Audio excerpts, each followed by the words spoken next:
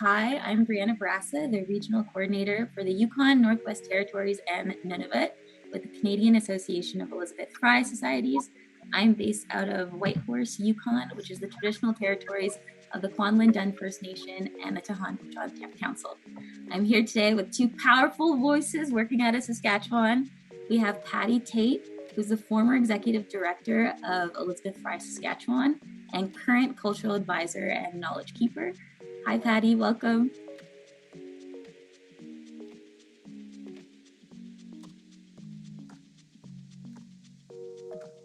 And we also have Kaylee, and Kaylee is the current Executive Director for Elizabeth Fry Saskatchewan.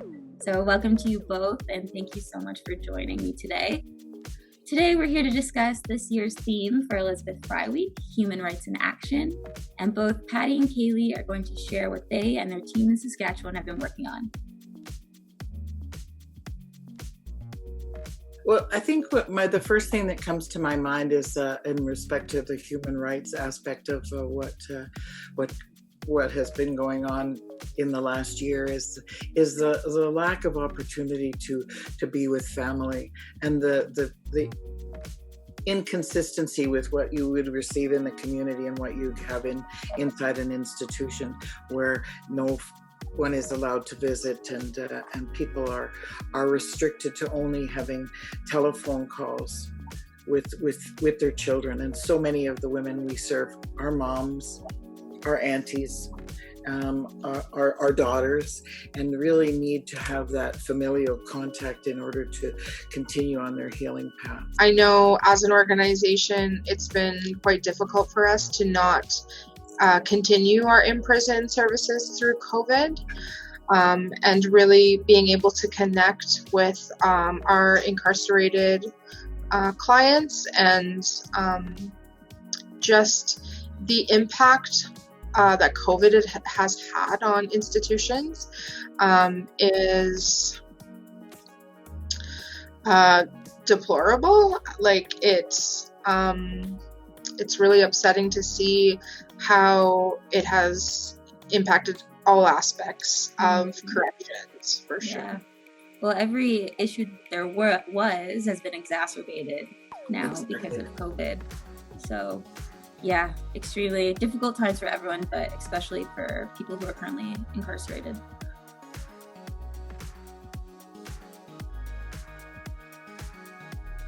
We're sending them on a regular basis activity pages and things that they can do. We're currently in the throes of purchasing fabrics so that the women at Okmulgee can make moss bags. There's so much spare time as a result of COVID that the women really need activities that they can get their teeth in and that they enjoy. The problem is that even the limited programming that is taking place in the institution is taking place in much smaller numbers because of the social distancing requirements. Up until this month, we have been able to get into Okmulgee Healing Lodge, which is something that's very unique to this province, and that the other institutions across the country have not had access to the women.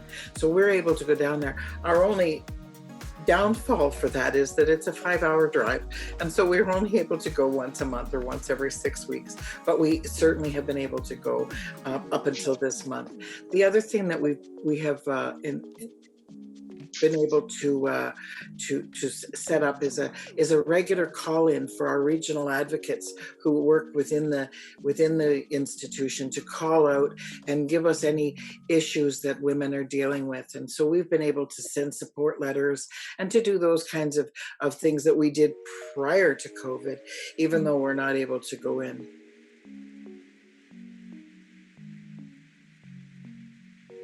We've always had a women's healing circle pre-COVID, but of course when COVID came and we had social distancing and the offices closed down and the institutions closed down, it's been very difficult to maintain that. Well, she managed to go out and find us a little backyard of a craft store and to purchase a fire pit, and to have, even during 40 below wet weather, we had healing circles for the women as a direct result of her initiative that she put forward. So I think that's a great success story, because the women love it. They love to get together, and the fact that it was put on hold because of the weather was really distressing for us all.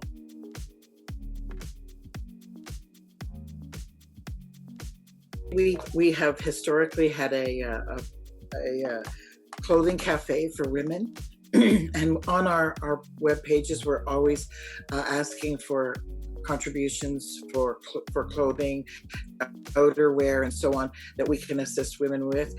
Of course, during COVID, that's made life a little bit more challenging to be able to distribute those clothes, but nonetheless, COVID is going to end, and we're going to reinstate that program in its entirety.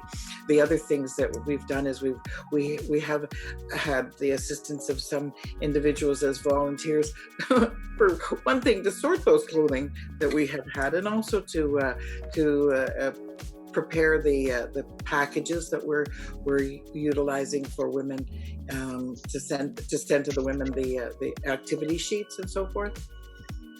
We also have used practicum students, or have had the advantage of practicum students who have really been a blessing to us, and have been able to provide us with additional support that we wouldn't otherwise have had. We're really doing the best we can as a small shop, but volunteers are always appreciated, and certainly we try to facilitate that happening on a regular basis as we can. I'm looking forward to, as we get into a post-COVID world, hopefully, or the ability to have more volunteers come to our organization. We've really found a strong sense of community, especially after the passing of Kimberly Squirrel. There has been a lot of individuals reach out and ask us for guidance on how they're able to help the community. So as part of my transition into executive director, I'm really looking to expand our volunteer core